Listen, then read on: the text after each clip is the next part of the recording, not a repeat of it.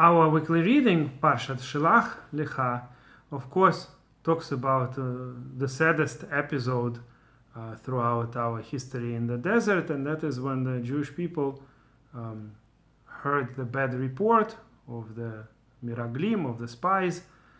10 of the 12 spies said that we shouldn't be entering the land of Israel. There's no way we're going to conquer it. And the Jewish people wept. According to rabbinical tradition, it was on the 9th of Av, so the day which became the saddest day of our year. That's when the Jewish people, as our sages say, wept bichiyah shel chinam, weeping for no reason. At that time, there was no reason for us to cry, but we cried, and then it became actually a saddest day of the year, when a lot of crying of the Jewish people happened throughout history. And not just the Jewish people, it's actually a sad day for everybody in a certain sense. If you think about it, just a couple of examples. World War I started on the 9th of Av.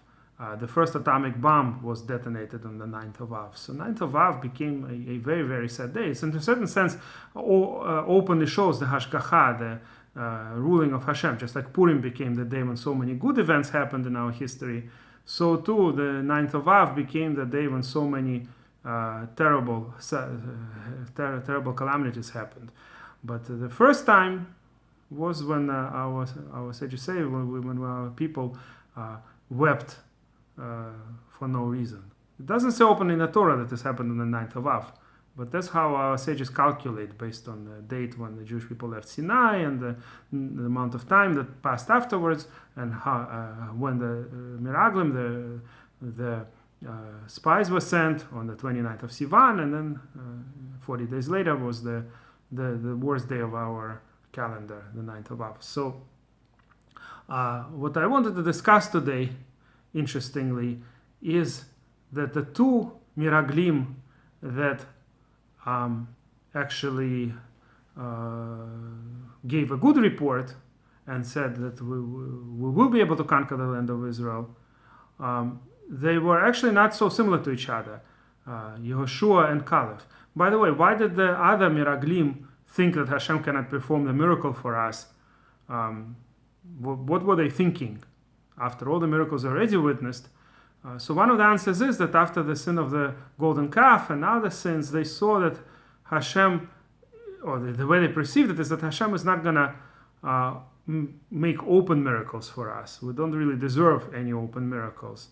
So since He allowed to send the miraglim, and He seems to allow us to conquer the land of Israel only through natural ways, and that's when they were basically saying that we're not on the level to conquer it in the natural. There's no natural way we would be able to conquer the land of Israel. For this, we need miracles, and miracles we're not going to deserve. Better if we stay in the desert, we could continue learning Torah and eat man. They may have had some good intentions, as our sages sometimes say. Right? The miraglim may have had some, at least some of the commentators think that they had some good intentions, but whatever the case may be, 10 of them decided that we shouldn't be entering the land of Israel at that time.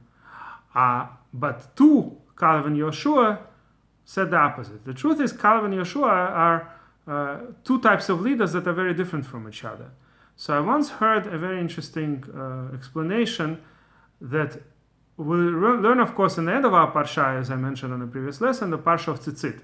And ideally, there should be two types of Tzitzit, the white and what's called techelet. Techelet is a kind of blue color.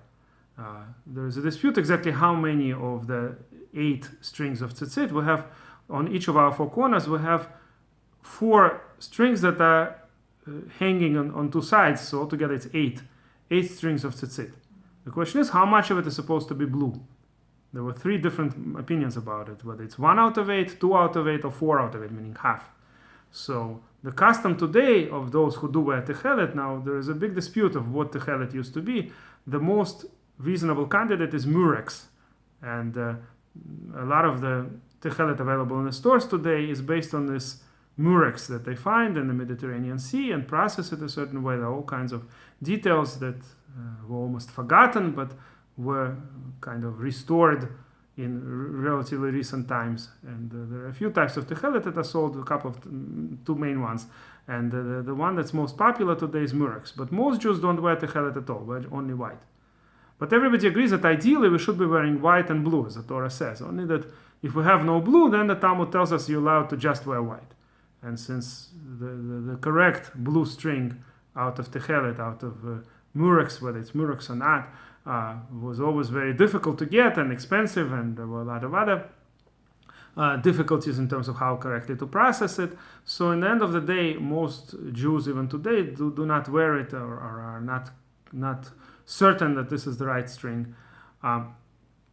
But those who do, most of them follow the Rambam's opinion that 1 out of 8 strings is blue. So 7 is white strings and 1 is blue string. So whatever the case may be, the 2 types of string, white and blue color, it's a special blue color. It's similar to the sky, the Talmud tells us, similar to the sea and similar to the sky. It's in general, it's known that blue color does have a certain impression on people, and looking at blue kind of calms you, and is supposed to remind you about Hashem in a certain sense, right? Looking at the sky. So the blue and the white, according to this explanation that I heard, and I think I found later some sources for it too, the blue and the white correspond to Kalev and Yoshua, right? The kind of internal and external. You see that the Torah tells us so that you do not go after your hearts and after your eyes. 2 types of evil inclination. I already discussed it in the previous lesson. So blue and white is supposed to be a kind of treatment against a kind of sigula of sorts, to save yourself from going astray after eyes and heart. One is, I guess, the physical type of things that a person sees and wants. For example, maybe a beautiful woman or whatever else that might be, that the person going after the eyes might be influenced by. The heart, is more like the heretical thoughts, things like that. Maybe nihilism is included as a kind of apikorsos, what they call hefkeros.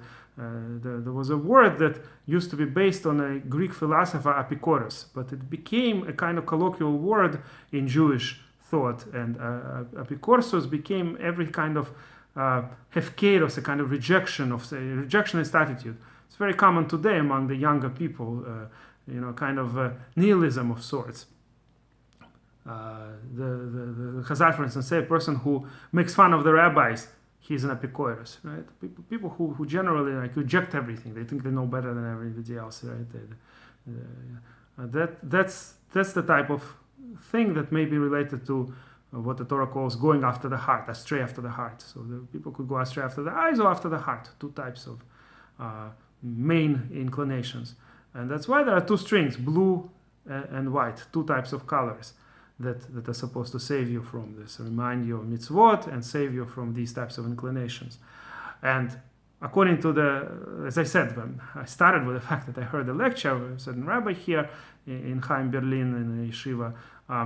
So what he was saying is that that Kalev and Yoshua correspond to those 2, blue and white, heart and eyes, right? Yoshua, according to him, similar to the eyes, right? It says that Yoshua bin Nun. Nun also means a fish. And in fact, Yoshua was from the tribe of Ephraim, and Yaakov blessed Ephraim to be fruitful as the fish. They say that, in fact, Yosef is compared to the fish, Ephraim is compared to the fish. Fish has always eyes open. It's the sphere of Yesod that is hinted to.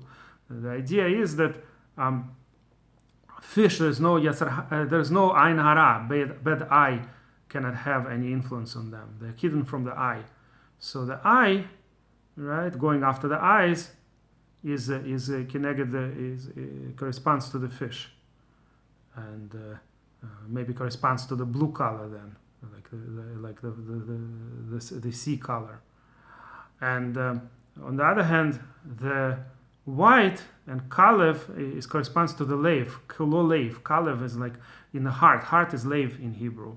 So Kalev is one of the 2 spies that brought the good reports, and he corresponds to the heart and to the white color, and the other that corresponds to the blue color and to the eyes is Yoshua.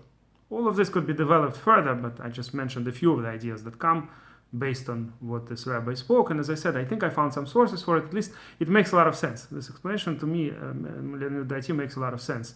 2 kinds of leaders, very different from each other. The more open leader and the more hidden leader. Two types of tribes, by the way, they correspond to also Yehuda and Yosef, right? Kineged the Malchut and the Yesod in terms of Sfirot. Two types of yetzer hara and two types of strings in the Tzitzit that are supposed to save us from this yetzer hara. That's the interesting explanation. And if you like this video, please press like and please subscribe to our channel.